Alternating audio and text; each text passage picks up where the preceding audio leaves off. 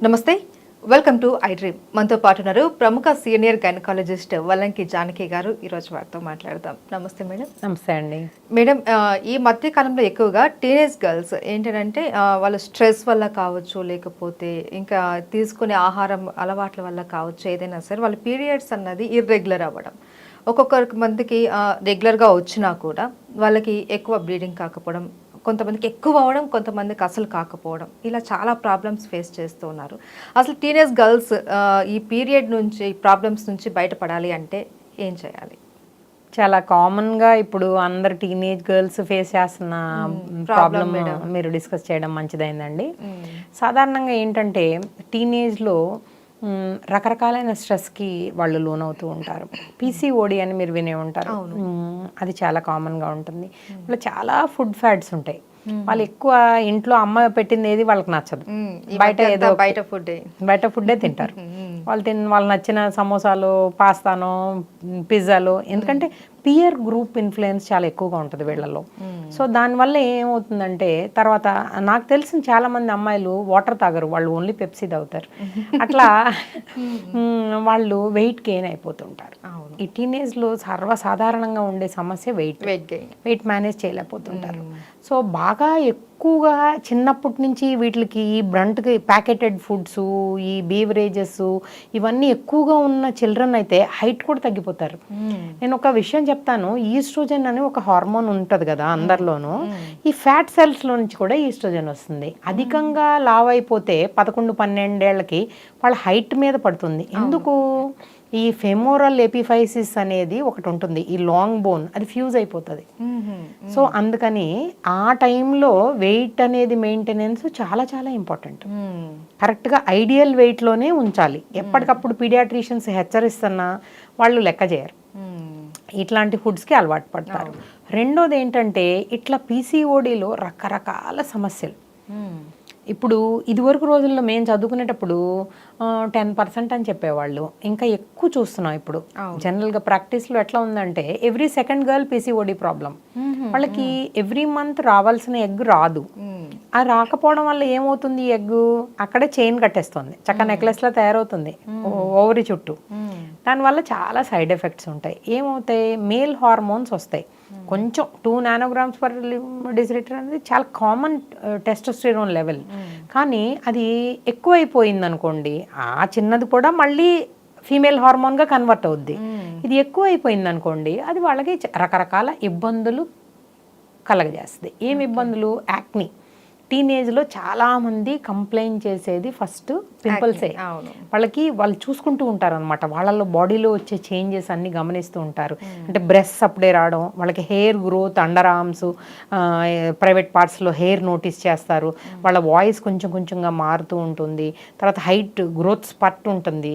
So ఇట్లా రకరకాలన్నమాట. వాళ్ళు వేసుకునే ప్రీవియస్ క్లోత్స్ నిన్నటి ఈ రోజే పనికి రాకపోవచ్చు, అట్లా కూడా ఉంటుంది అనమాట. వాళ్ళు చాలా నోటీస్ చేస్తారు.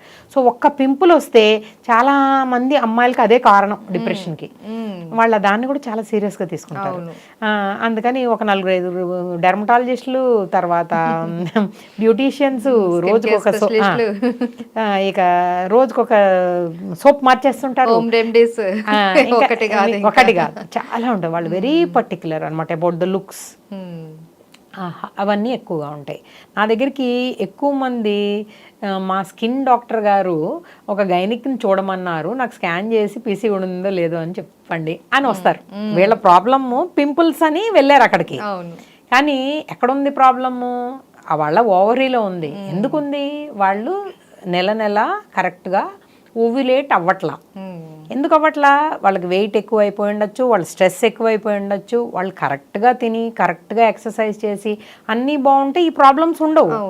కానీ చదువులోనూ ఎక్కడో ఒక దగ్గర స్ట్రెస్ ఫీల్ అవుతున్నారు వాళ్ళు. అందువల్ల ఈ సమస్యలు వస్తున్నాయి. రెండోది hair growth. Especially upper lip మీద ఉంటే వాళ్ళు అసలు టాలరేట్ చేయరు. ఎందుకంటే అమ్మాయిలు పియర్ గ్రూప్లో ఏడిపిస్తూ ఉంటారు. సో అక్కడ నీకెందుకు అట్లా వస్తుంది, నీకు బియర్డ్ వస్తుందేంటి, నీకు అది వస్తుందేంటి, ఇది వస్తుంది, అసలు యాక్సెప్ట్ పొరపాటును కూడా చేయరు. థర్డ్ కంప్లైంట్ నేను బాగా ఎక్కువ నోటీస్ చేసేది ఏంటంటే హెయిర్ లాస్. వాళ్ళకి 2 వెంట్రుకలు కింద పడిపోయినాయి అనుకోండి, ఇంకా అసలు చాలా ఫీల్ అయిపోతారు, నా హెయిర్ అంతా పడిపోతుంది, నా హెయిర్. ఒక 10 మంది డెర్మటాలజిస్టులను వెంటనే బ్యూటీషియన్ సంప్రదిస్తారు.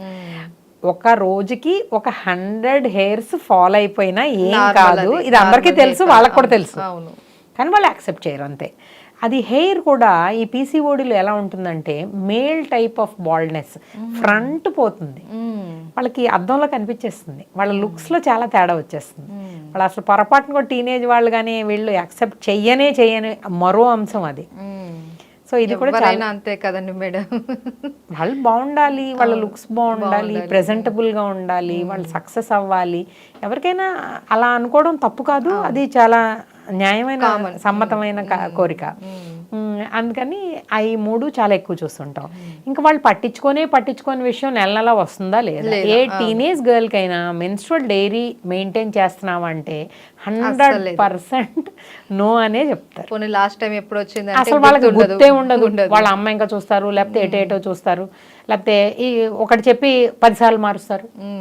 ఇట్లాంటివన్నీ మేము చాలా సహజంగా చూస్తూ ఉంటాం. వాళ్ళకి చెప్తూనే ఉంటాం, మెన్స్ట్రువల్ డైరీ పెట్టుకో, కరెక్ట్గా వచ్చిందో లేదో చూసుకో, ఎన్ని రోజులు అవుతుందో చూసుకో. నేను ఇంకా గవర్నమెంట్ సెక్టర్లో కూడా పనిచేయడం వల్ల చాలా తీవ్రమైన సమస్యలు కూడా చూస్తాను. కొంతమంది అయితే 5-6 నెలలు బ్లీడ్ అయిపోతుంటారు కంటిన్యూస్గా. వాళ్ళకి 2 గ్రాములు 1 గ్రామ్తో మా దగ్గరికి వస్తారు. అది టీనేజ్లో ఆ ప్రాబ్లం కూడా ఎక్కువగా ఉంటుంది. వాళ్ళు బాగా లావుగా అవడం వల్ల వాళ్ళకి ఈస్ట్రోజన్ ట్రిగ్గర్ చేసేసి అది అసలు రెస్పాండ్ కాదు ఏ హార్మోన్కి, అలా దాన్ని ప్యూబర్టీ మెనోరేజియా అంటారు. ఇవి చాలా ఘోరమైన కేసులు అనమాట. ఏం చేసినా వాళ్ళకి మనం డిఎన్సీలు ఇలాంటి ఆపరేషన్స్ చేయలేం. అలా ఫ్లడ్స్ పోయినట్టు బ్లీడింగ్ అయిపోతుంటుంది, ఎన్ని బ్లడ్లు తీసుకొచ్చి పెడుతుంటాం, ఆగదు. సో ఇవి చాలా క్లిష్టమైన విషయాలు. చాలామంది సీనియర్ గైనకాలజిస్టులు ఫేస్ చేసే ఉంటారు. వాళ్ళందరూ కూడా చెప్తూ ఉంటారు అనమాట, ఎంత బకెట్ బ్లడ్లు పోయాక కానీ తీసుకురారు వాళ్ళు. సో ఇది ఒక రికరెంట్ ప్రాబ్లం, మెనోరేజియా. తర్వాత చాలా ఇంకొక తీవ్రమైన సమస్య ఒకటి చెప్పాలనుకుంటున్నాను, డిస్మెనోరియా. వాళ్ళకి చిన్న కడుపులో నొప్పి వచ్చిందంటే హల్లా గుల్లా చేసేస్తారు, కానీ కొంతమందిలో తీవ్రమైన కడుపులో నొప్పి కూడా వస్తుంది, వాంతులు అవుతాయి, వాళ్ళకి బ్యాక్ ఏక్ ఎక్కువగా ఉంటుంది, ఆ టైంలో ఏ పని చేయలేరు, మూడ్ డిస్టర్బెన్సెస్ ఎక్కువగా ఉంటాయి. ఇలా menstrual problems you name it వాళ్ళ దగ్గర ఒక 100 అయినా ఉంటాయి. ఈ టీనేజ్ గర్ల్స్కి రకరకాల ప్రాబ్లమ్స్ ఉంటాయి. వాళ్ళకి కొంచెం కూడా కడుపులో నొప్పి రాకూడదు, ఒక డ్రాప్ కన్నా ఎక్కువ అవ్వకూడదు. ఇట్లా టాబ్లెట్ తెచ్చేసుకొని వెంటనే వాళ్ళకి వాళ్ళే సెల్ఫ్ మెడికేషన్ చేసేసుకుంటారు. అది ఏంటి, ఎందుకు, దీనికి మళ్ళీ నెక్స్ట్ మంత్ రాకుండా ఏం చేయాలి, ఇలాంటివి ఏమీ ఉండవు. అన్నీ వాళ్ళకే తెలుసు, వాళ్ళ అమ్మ కన్నా అధికంగా వాళ్ళకే తెలుసు. ఇట్లా చాలామంది ఇబ్బంది పడుతూ ఉంటారు. మేము ఎక్స్ట్రీమ్స్ చూస్తాం కనుక ఆ ప్యూబర్టీ మెనోరేజియస్ ఒక్కొక్కసారి డ్రెడ్లీగా ఉంటాయి, చాలా కష్టం అనిపిస్తుంది వాళ్ళని మేనేజ్ చేయడం. ఎన్నో రకాల బ్లడ్లు పెడితే కానీ వాళ్ళు సేవ్ గారు. ఇంకొక ముఖ్యమైన విషయం నేను ఇక్కడ చెప్పదలుచుకున్నాను ఏంటంటే కోయాగులేషన్ డిఫెక్ట్స్. అంటే మనిషి పుట్టుకలో ఏంటంటే ఒకసారి ఒకటి కట్ అయింది అనుకోండి, అది దానంతట అది ఆగాలి కదా, ప్రెస్ చేసినా ఏం చేసినా, అంటే హీల్ అవ్వాలి కదా, అట్లాంటి ఎంజైమ్స్ డిఫెక్ట్ ఉంటాయి. చాలా మంది అమ్మాయిల్లో అట్లాంటి డిఫెక్ట్స్తోనే అలాగే బయటపడతాయి. మొదటి మెన్స్ట్రుయేషన్లో మొదలైంది ఒక 6 నెలలు 9 నెలల వరకు ఆగదు. వాళ్ళకి రకరకాల హార్మోన్స్ పెట్టేస్తారు, అన్నీ చేస్తారు, స్కాన్లు చేస్తారు, వాళ్ళ వల్ల కాదనమాట. అంటే ఏ ఫ్యాక్టరు డిఫెక్ట్ ఉందనేది చాలా సిస్టమేటిక్ అప్రోచ్తో మేము తెలుసుకుంటాం. ఇంట్రిన్సిక్ ఫ్యాక్టర్, ఎక్స్ట్రిన్సిక్ ఫ్యాక్టర్, ఇలా కొన్ని 100 ఫ్యాక్టర్లు ఉన్నాయి లోపల బ్లడ్లో. వీటిలన్నిటిలో ఏది కూడా తేడా రాకూడదు. ఏదైనా ఎంజైమ్ కానీ, జీన్ కానీ, ఎక్స్ప్రెషన్ కానీ తేడా వస్తే కనుక ఏమవుతుంది, వాళ్ళల్లా బ్లీడింగ్ అనేది గడ్డ కట్టదు. ఆ బ్లడ్ అది కనిపెట్టి ఆ ఫ్యాక్టర్ డెఫిషియెంట్ని వాళ్ళకి అది క్యూర్ చేసి పంపించాలి. అది ఒక్కొక్కసారి వీలవుతుంది, ఒక్కొక్కసారి వీలు కాదు. మీరు వినుంటారు కదా హీమోఫీలియా, ఇట్లాంటివన్నీ వినున్నారు కదా. సో ఆడవాళ్ళల్లో వచ్చేది అది వాళ్ళు క్యారియర్ గనక ఐటీపీ అని ఇంకోటి ఉంటుంది, దానిలో ప్లేట్లెట్లు తగ్గిపోతూ ఉంటాయి. సో ఇట్లాంటి వాళ్ళకి గడ్డ కట్టదు. ఇలా రకరకాల డెఫిషియన్సీస్ ఉంటాయి, ఫ్యాక్టర్ 7, ఫ్యాక్టర్ 10. మేము అట్లా ఇండివిజువల్ కేసెస్ చాలా చూసాం. హెమటాలజీ అనేది చాలా చాలా ఇంపార్టెంట్ టీనేజ్ గర్ల్స్ మెనోరేజియాలో. సో ఒక్కొక్కటి ఒక్కొక్క పెద్ద సబ్జెక్టు, కాబట్టి వీలైన వాళ్ళకు అంతవరకు ఒక సూచన మేరకే ట్రీట్మెంట్ తీసుకోవాలి. సో ఈ టీనేజ్ గర్ల్స్లో ఎక్కువగా పీసీఓడి అన్నది ఈ మధ్య కాలంలో మీరు చెప్పినట్లు ప్రతి సెకండ్ చైల్డ్కి అనేది ఉంటుంది కామన్గా. సో ఏవైనా సరే మీరు చెప్పిన సిమ్టమ్స్ కనపడంగానే వెంటనే గైనిక్ని అప్రోచ్ అయ్యి దానికి సంబంధించిన టెస్టులు చేయించుకొని వెంటనే దీనికి మెడికేషన్ కనుక స్టార్ట్ అయితే దీని నుంచి బయటపడవచ్చు. అంతే కదండి madam. Thank you madam. Thank you.